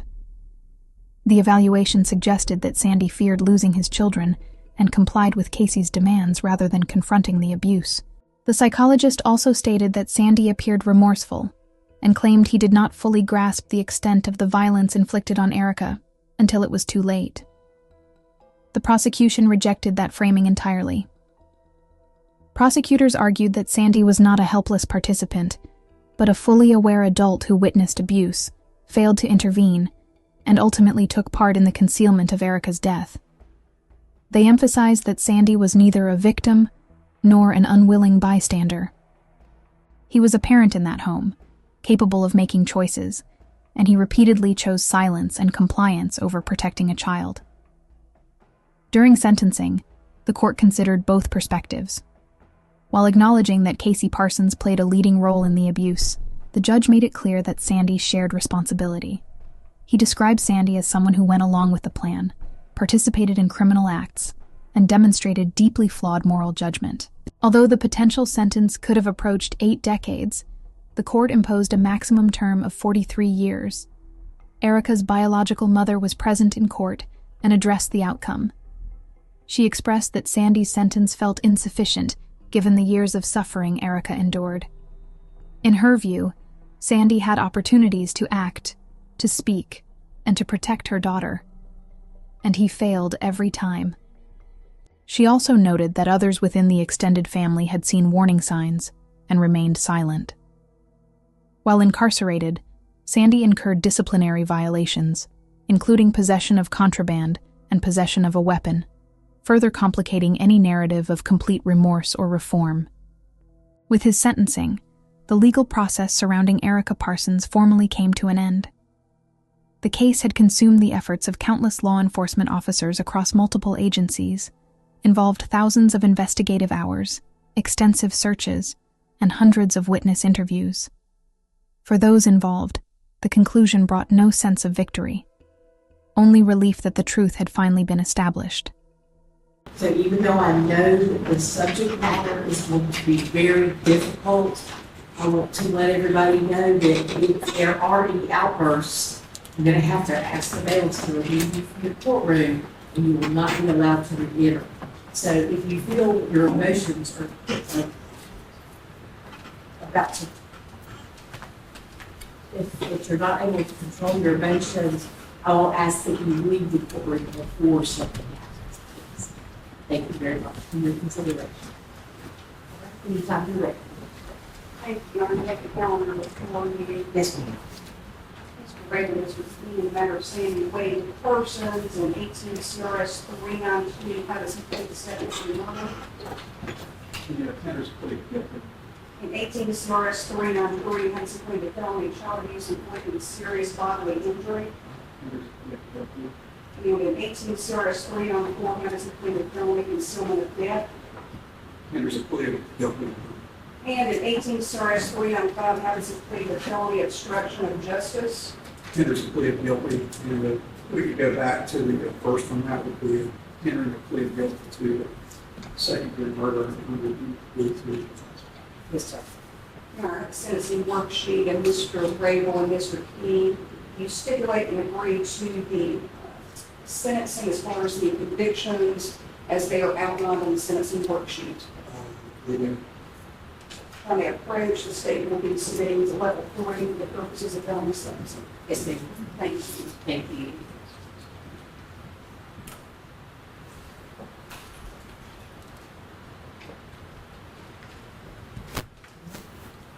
Sir, please tell me your name and your birthday. Sandy Wade Parsons, December 2nd, 73. Sir, are you able to hear and understand me? You understand that you have the right to remain silent, and any statement you make may be used against you. At what grade level can you read and write? Eight. Are you now using or consuming alcohol, drugs, narcotics, medicines, pills, or any other substances? Russian medicine. And is that medication a prescription medication? Yes, ma'am. Are you taking that like your doctor has prescribed it for you? Yes, ma'am. Does it impair your ability to understand anything that's going on in the courtroom today? No, ma'am. Do you believe that your mind is clear today and you understand what you're doing in this hearing? Yes, ma'am. Have the charges been explained to you by your lawyers? Do you understand the nature of the charges, and do you understand every element of each charge? Yes, ma'am. Have you and your lawyer discussed the possible defenses, if any, to the charges? Yes, ma'am. Are you satisfied with your lawyer's legal services? You understand that you have the right to plead not guilty and be tried by a jury? Yes, ma'am. You understand that at such trial, you have the right to confront and cross-examine witnesses against you? Yes, ma'am. You understand that by your plea, that you give up these and other important constitutional rights to a jury trial? Yes, ma'am. You understand that following a plea of guilty or no contest, there are limitations on your right to appeal? Yes, ma'am. You understand that your plea of guilty may impact how long any biological evidence related to your case, for example, blood, hair, or skin tissue, will be preserved? Yes, ma'am.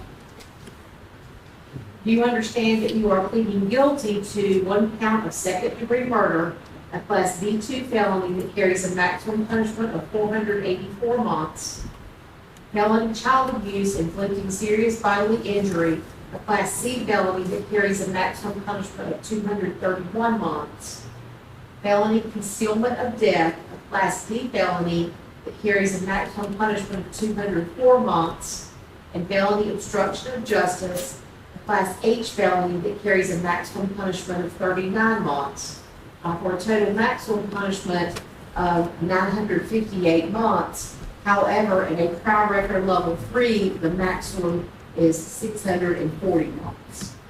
Yes, ma'am. Do you now personally plead guilty to the charges I just described? Yes, ma'am. Are you in fact guilty? You understand that you also have the right during a sentencing hearing to prove to the court the existence of any mitigating factors that may apply to your case. Yes, ma'am. You understand that the courts have approved the practice of plea arrangements, and you can discuss your plea arrangement with me without fearing my disapproval. Yes, ma'am. Have you agreed to plead guilty as part of a plea arrangement? Yes, ma'am.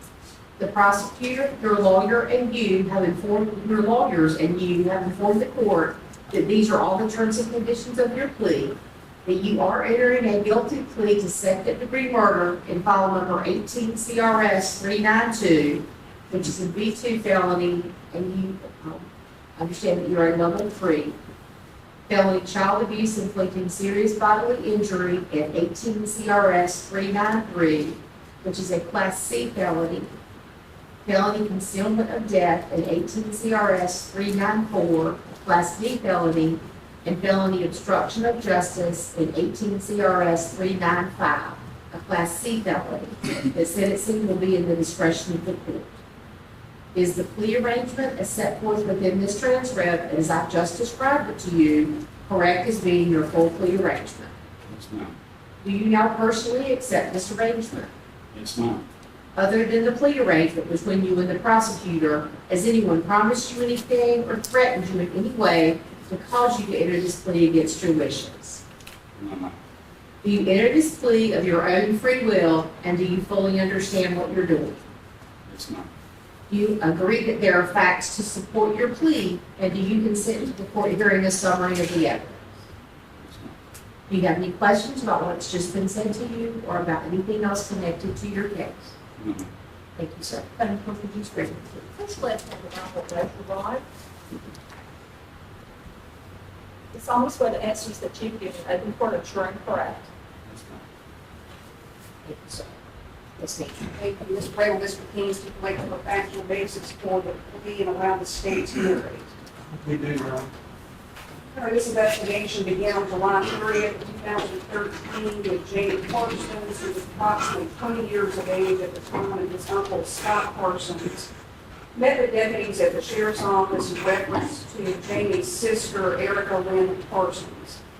Jamie stated that he was living at his parents' house, Casey and Sandy, located at 218 Milton Chapel Road in Salisbury, Rowan County, until 2 months ago when he moved in with his uncle Scott Parsons. Jamie stated that in December of 2011, his adopted sister Erica, who was approximately 13 years of age at the time, disappeared from his parents' residence. When he woke up one morning around 8 a.m., his mom Casey and his father Sandy were not there. As he started to look for them, they were driving up the driveway. His mother Casey told him they had been to Asheville. Jamie asked where Erica was at, and Casey told him they had taken Erica to stay with her biological grandmother in Asheville. Jamie stated that his father's face was pale white. Jamie stated that Erica never returned to the home. His uncle Scott, who is this defendant's brother, stated that Sandy would give different stories when he asked what happened to Erica. Scott recalled on one occasion that his brother Sandy told him he just didn't want to talk about it. Jamie stated that both he and Erica had been abused in the home, more so Erica than him.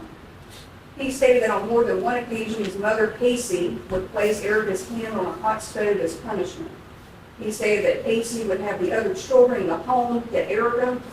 Jamie stated that Erica had scars on her back from the abuse, and stated that in 2007 or 2008 that he, Jamie, had accidentally broken Erica's arm.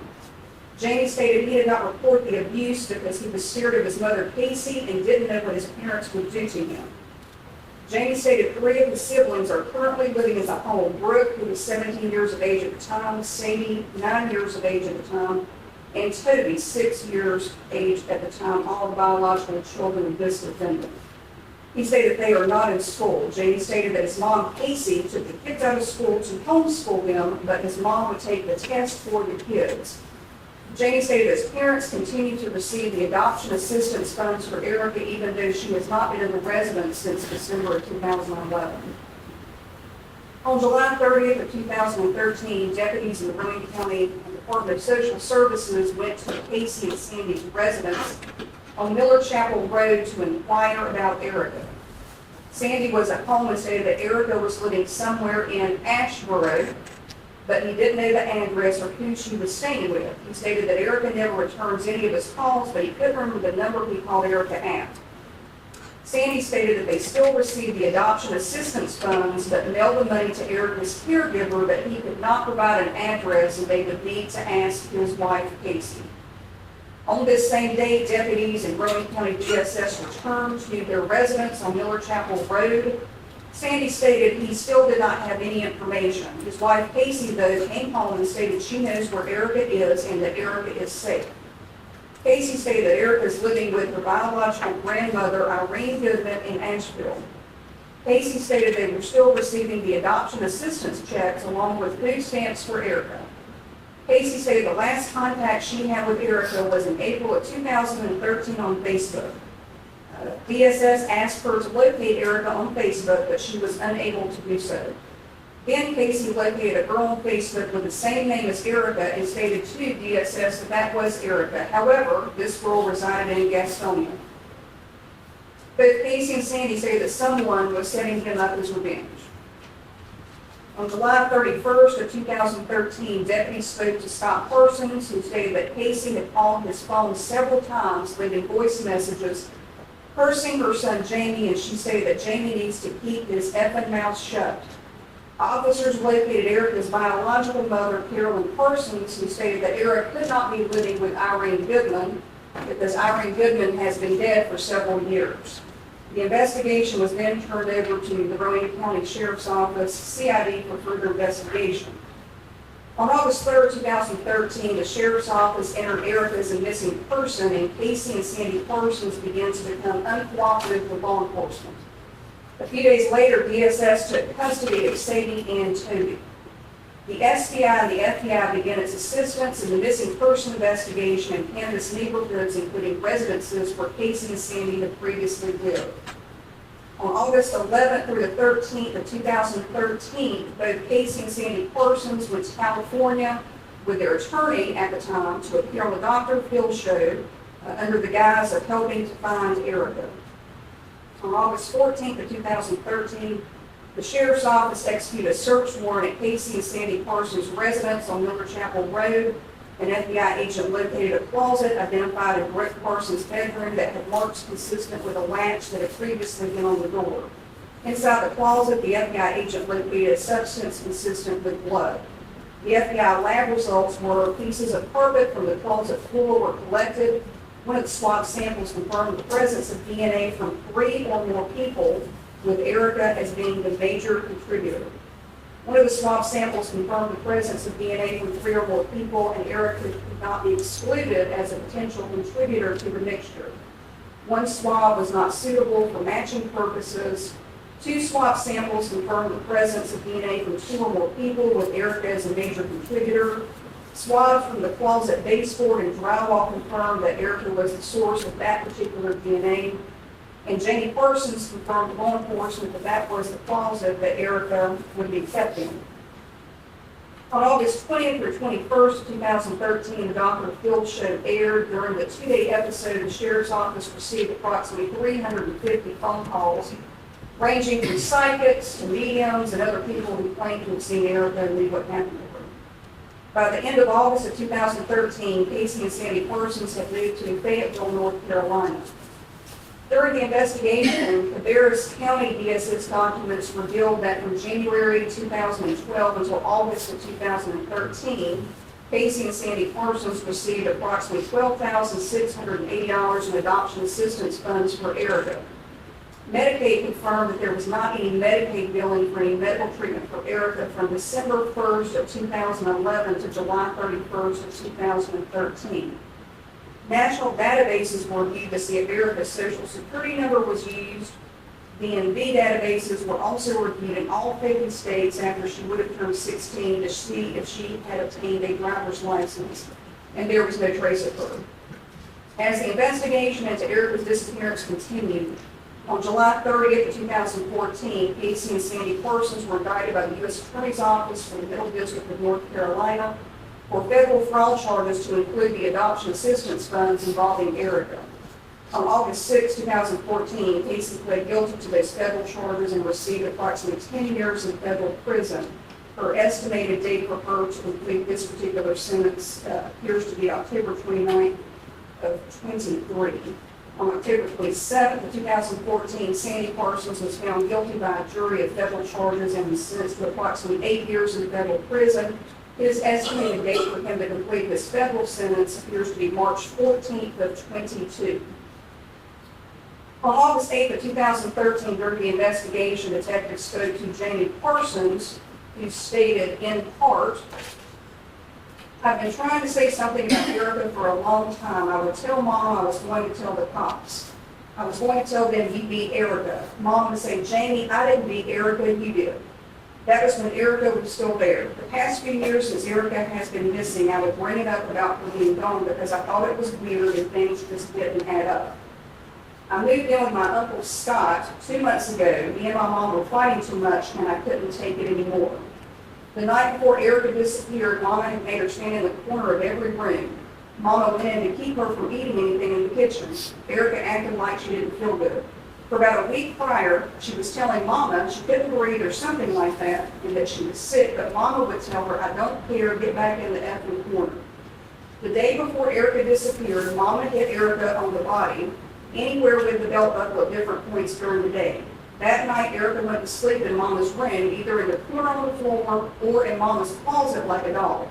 She wasn't allowed to sleep in a bed and didn't even have one. Around 9 to 10 p.m., I went to my room. I live in an outbuilding. Erica was standing in the living room corner beside a TV. That was her main place before I walked out. She was nodding off, and Mama would get pissed at her when she would do that. Her fingers were cut open, she smelled bad, had infections. Mama would put iodine on it or something so she didn't have to take her to the doctor. Dad wouldn't just randomly beat Erica unless provoked by Mama. He does whatever Mama does and tells him to do. If he would yell at Sadie, Mama would get mad and tell him, "Why don't you do that to that F-O-B-I-T-C-H?" Pointing at Erica in the corner. That's when Daddy would jump up and do what Mama told him to do. That Mama and Daddy would mentally and physically abuse me too. The morning Erica was gone, I got up really early. The sun was just coming up. I went to watch TV in the living room. About 30 minutes later, Mama and Daddy pulled up. Daddy looked white as a ghost, just wasn't acting right. I opened the door and asked them where they had been, and nobody answered me. Daddy looked like he didn't feel well, didn't say anything. I asked where Erica was, and Mama said they took her to Asheville to go stay with Angie for Christmas. They went on like normal. I asked how long she was going to stay there, and she said 2 weeks. Days after that, Mama said she was going to live with her. About a month later, I asked how Erica was doing, and Mama said she was doing good and has a cousin up there my age. If I asked my dad, he would just say he didn't want to talk about it. Jamie Parsons also provided to Lieutenant News that Erica was treated different than the other kids, that Mom hit Erica with belts and electrical cords and give Erica friendly reminders, meaning bending her fingers. Jamie said that Mom would accuse Dad of treating Erica better than the other kids, and Dad would get mad and sometimes choke Erica. The last time, the night before she disappeared, I saw Erica. Her face was swollen, her skin color was pale and grayish, and she smelled bad. On the morning Erica was missing, I saw my mom with a blue plastic container stowed in the garage. On August 9th of 2013, Erica's younger sister, Sadie Parsons, who was approximately 9 years old at the time, stated that she didn't want to talk about Erica because it made her upset. However, on September 2nd of 2016, approximately 3 years later, Sadie Parsons, who was approximately 12 years old then, provided information in part. 2011, Casey said that Irene Goodman, man, came to her house to pick up Erica and everyone was waving goodbye to her. Casey said she would talk to Erica on Facebook or Skype, but when Robin tried to find Erica on Facebook, Casey said Erica had blocked everyone. On May 2nd, 2016, Lieutenant News spoke with Randall Ashley, Robin's husband, who stated in part, "When Erica first came to my house, I was at work and Robin called me and said Casey brought Erica over. Casey told her that she, Casey, had abused Erica and wanted to leave Erica with us. Erica stayed with us a couple of days to maybe a week. Casey came back to get her. We were prepared to keep Erica after Casey came and got her. Robin called DSS. Casey found out about DSS and she blamed Robin. We didn't have much to do with Casey and her family after that. Later, when Erica was around 6 or 7 years old, Robin called me again and said Casey was wanting to give us Erica again. I told Robin that was fine, but I wanted papers drawn up this time. Erica came to live with us again. We enrolled her at elementary school. She had started to grow and gained weight. Casey came and then took Erica back, and I remember Casey telling how much she had the chair Casey sits in. She didn't talk too much. I knew something was wrong between Erica and Casey. The first time I saw bruises on Erica most of the time, Casey would always have an explanation for the marks and bruises. While Sandy and his family lived with us in 2010, Sandy and Casey and the family went to the beach. We thought Erica went with them. About 2 or 3 days later after they left, we found Erica under a bunk bed.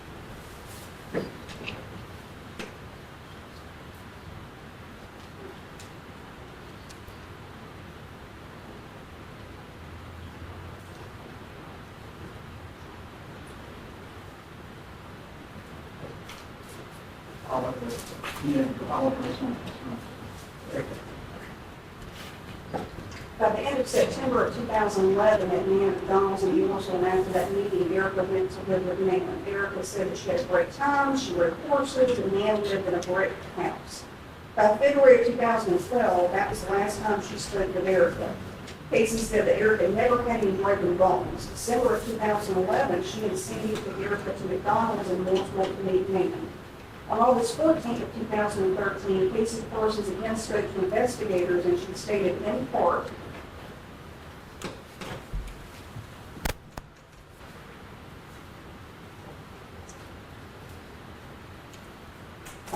in February of 2016, she stated, I decided to come forward and tell the truth after I was away from my mom, Casey. Erica had cuts on her fingers. Mom always meant Erica's fingers back. When Mom told Erica, Your Honor, as you've heard previously, all the agencies began this investigation with a common goal, which was to find Erica and specifically Lieutenant News. In weighing whether or not to move forward with this particular disposition for this defendant, we thoroughly considered several factors, including that Casey Parsons, who by the state's own evidence is the more culpable party and was the primary person who committed the repetitive physically abusive acts and excessive punishment on Erica, is spending the rest of her life in prison plus an additional 23 years. This defendant was eventually cooperative with law enforcement and agreed to lead law enforcement to Erica's remains without any agreement by my office. Without this defendant's cooperation, it is highly unlikely that Erica's remains would have been located, and any successful prosecution would have been extremely difficult. After this defendant was indicted, he continued to cooperate with law enforcement and expressed a willingness to testify truthfully against the co-defendant if asked to do so. This defendant worked outside the home while the co-defendant stayed at home with the children. The children who lived in the home with Erica have also been significantly impacted. This disposition helps prevent further traumatization of these children having to relive the events surrounding Erica's death and potentially testifying against their own father in a murder trial. This disposition also helps alleviate a potential appeal process which can carry on for decades, which no one directly involved in this case won't. This disposition today is supported by Sheriff Alton, Captain Byard, and Lieutenant Moose of the Sheriff's Office, and Carolyn Parsons. It is certainly our hope that this disposition is the final step which allows our community to move forward in the healing process, and frankly, one of the saddest cases I've ever been a part of in my almost 20-year career as a prosecutor. Now, at this time, I would ask Carolyn Parsons to come up.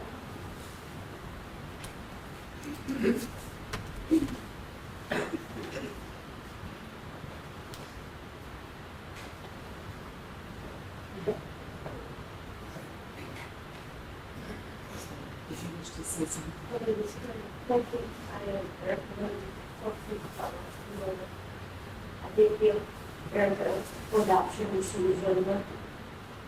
I did what I thought was best for her because myself as a child, I felt so abused and moved around, come home and home, place. I didn't want that for my child. No parent in their right mind wants that. Thought I was giving Erica to family who would love her and care for her and take care of her in a way that I couldn't. I didn't have a steady home, I didn't have a steady job, couldn't provide for her. Would I do it again? No. I would take her with me and I would raise her. I would raise my children, not only three. That under no circumstance, family always comes first. It doesn't matter what you're doing, your family comes first. This is where it gets me to go.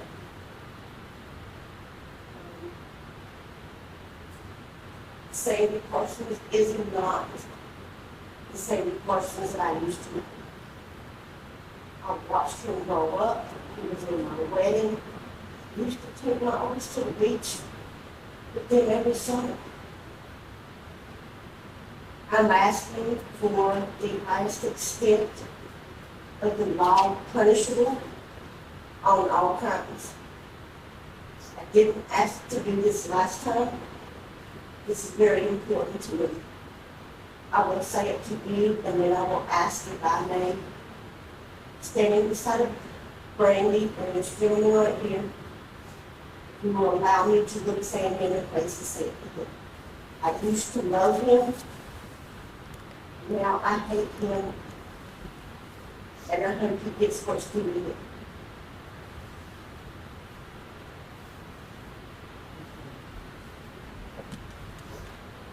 Careful. Good morning, Johnny. I'll reiterate, I won't repeat what Ms. Cook said. Couldn't possibly thank everybody that worked on this case. It was a true team effort from day one. I've seen cases and drug investigations, all kinds of cases, where people don't stay in line and do what they need to do to make the case go forward.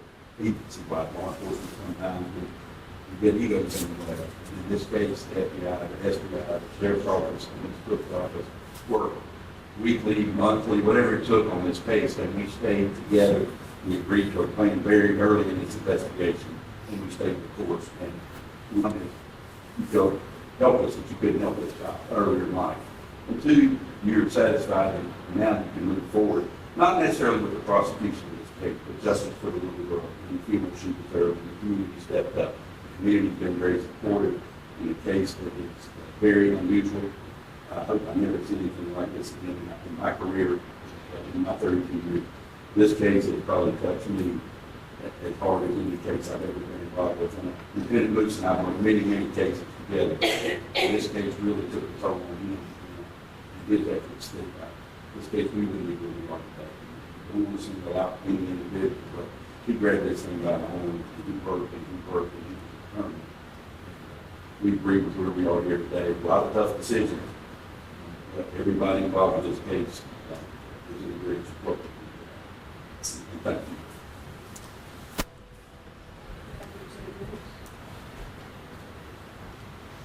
John, I'd like to thank Ms. Cook and the DA's office for our hard work on this case, the support of Lady Wire and Ted Hall. Pat, I've got to thank that. We support this plea. Everybody's doing maximum.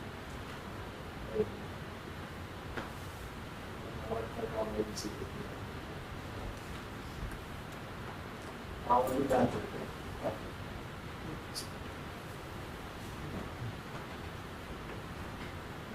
Once the defense presents what they have, I do want to become the bond of like to call Dr. Parsons phone to the testimony, so her comments with respect to the Sandy Parsons project forward and this one. Oh.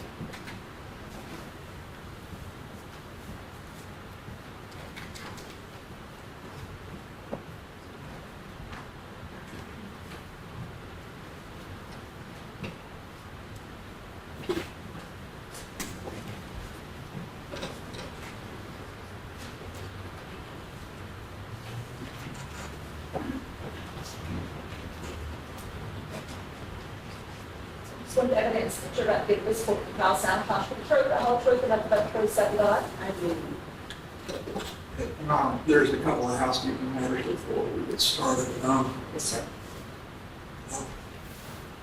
In this matter, upon consideration of the record, proper evidence for factual presentation offered, answers of the defendant, statements of the lawyer for the defendant, and statements of the prosecutor, the court finds that there is a factual basis for the entry of the plea. The defendant is satisfied with his lawyer's legal services. The defendant is competent to stand trial, and the plea is the informed choice of the defendant and is made freely, voluntarily, and understandingly. The defendant's plea is hereby accepted by the court and ordered reported. Thank you very much, ma'am. Dr. Coleman, can you say the name of the court, please? Yes, my name is Claudia Reeves Coleman. And Dr. Coleman, Dr. Coleman, have you been accepted by the Superior Courts of North Carolina and other courts as an expert in the field of forensic psychology and clinical neuropsychology? Yes, ma'am. And could you even estimate how many times you've testified in court as an expert? Well, generally, it's kind of averaged out to, in recent years, a little less, but maybe about 4 or 5 times a year. Not so many the first 2 or 3 years I worked, but that's for like 37 years. And have you also examined defendants at the request of Superior Court judges Yes, ma'am. in addition to defense attorneys? Is that right? Yes. We would tender Dr. Coleman as an expert in the field of forensic neuropsychology. Court receives Dr. Coleman as an expert and forensic nurse. Dr. Coleman, did you receive a request from myself to examine the defendant, in this case Sandy Parsons? I did. And you see him sitting beside me today? Yes, sir. And did you meet with him on more than one occasion and interview him about his childhood and past history and current condition? I did. I saw him twice at the local Rowan County Jail. All right, could you summarize? In hearing his experiences growing up, he explained that he had been physically and mentally abused by a stepfather when he was small, when he was younger. And he had also suffered psychological abuse at school because of his learning problems and his stuttering. Did he mention anything specifically that happened to him when he was growing up? Well, he talked about the beatings that his stepfather gave him, and just he said one time he hung him up by his heels and ankles. We talked about that. And the stepfather that you're referring to, is he deceased now? Yeah. I understand.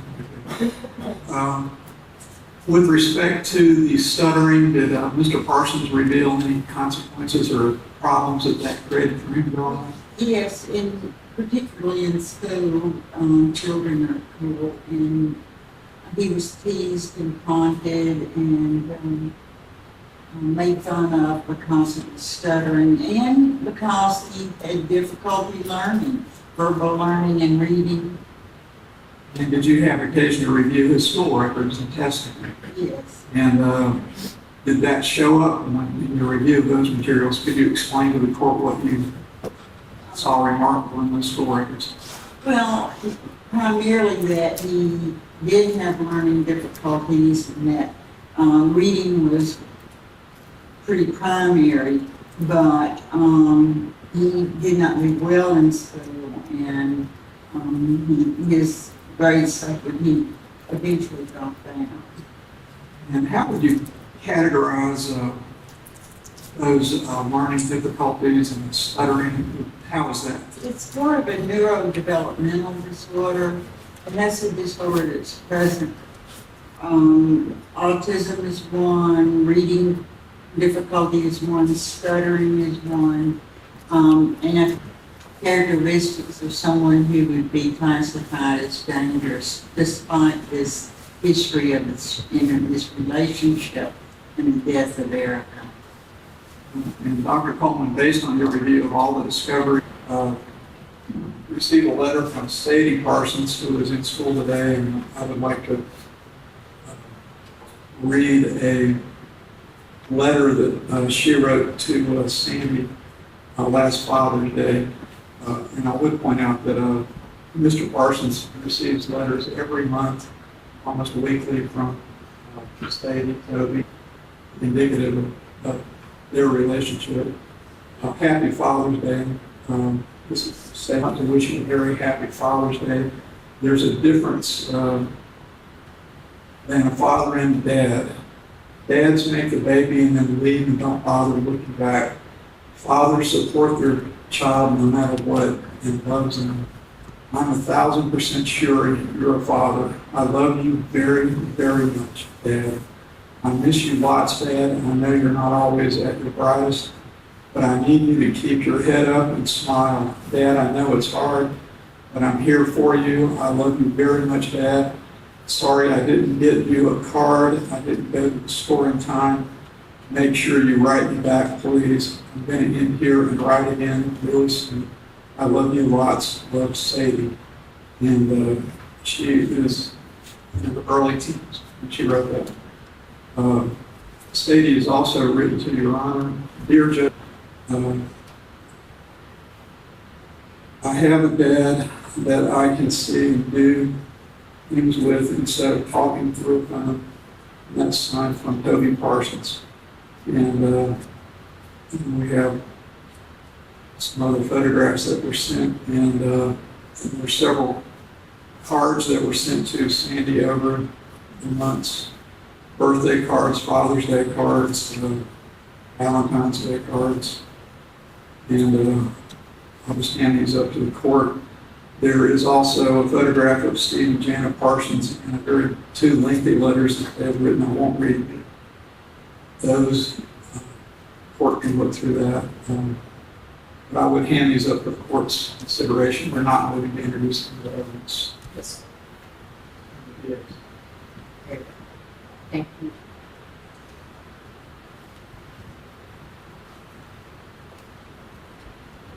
The Department of Corrections. So I think that it is proper for the court to understand the impact of the sentence on his children, and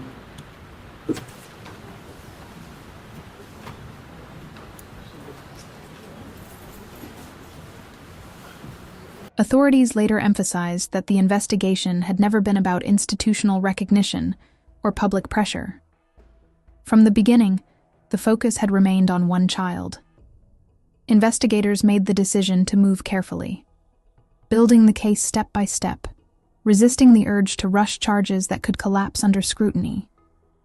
Their goal was to ensure that when accountability came, it would be permanent. Prosecutors later reflected on the broader meaning of the case.